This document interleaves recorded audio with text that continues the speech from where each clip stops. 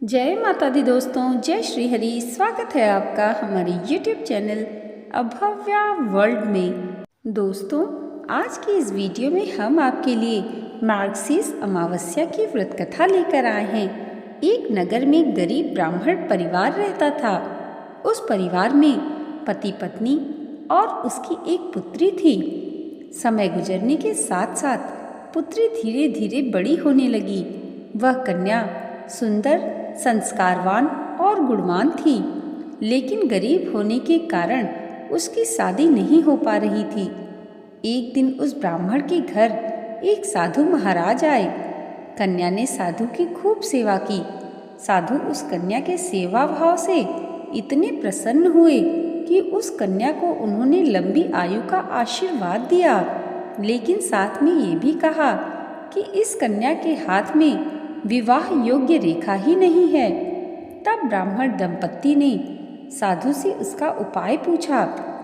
साधु महाराज ने कुछ देर सोचने के बाद अपनी अंतर्दृष्टि में ध्यान करके बताया कि यहाँ से कुछ ही दूरी पर एक गांव में सोना नाम की धोबिन महिला अपने बेटे और बहू के साथ रहती है, जो संस्कार संपन्न तथा पति परायण है।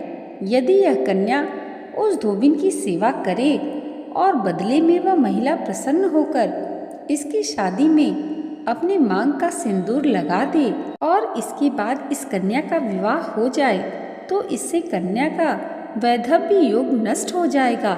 साधु ने यह भी बताया कि वह महिला कहीं आती जाती नहीं है। यह सुनकर ब्राह्मणी ने अपनी बेटी से धोबिन की सेवा करने को कहा। अगले दिन से ही कन्या प्रातःकाल उठकर सोना धोबिन के घर जाती और वहां जाकर उसके घर की साफ सफाई और अन्य सारे कार्य करके अपने घर वापस लौट आती।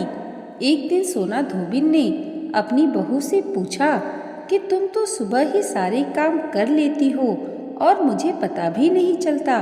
बहू ने कहा, माँ जी, मैंने सोचा कि आप ही सुबह उठकर सारे काम कर रही हैं, क्योंकि मैं तो देर से उठती हूँ। यह सब जानकर दोनों सास बहू अपने घर की निगरानी करने लगी कि आखिर कौन है जो सुबह घर आकर सारा काम करके चला जाता है।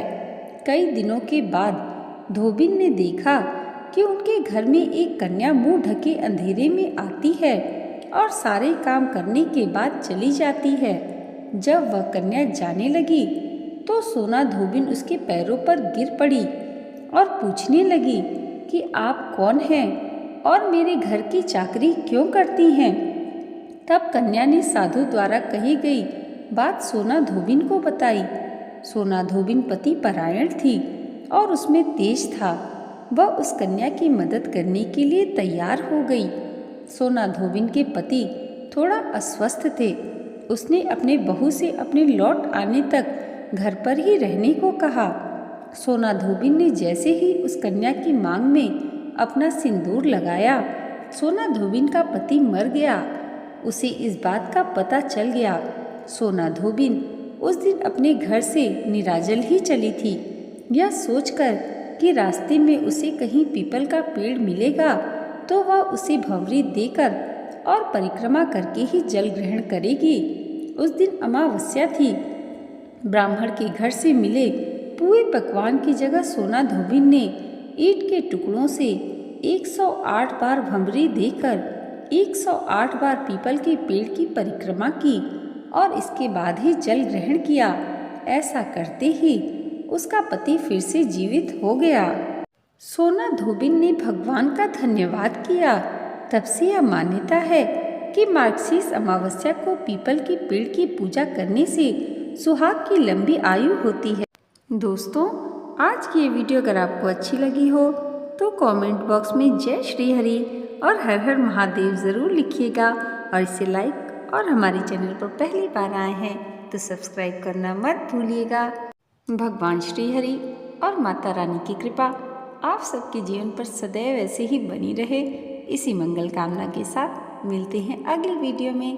तब तक के लिए जय माता दी, जय श्री हरि।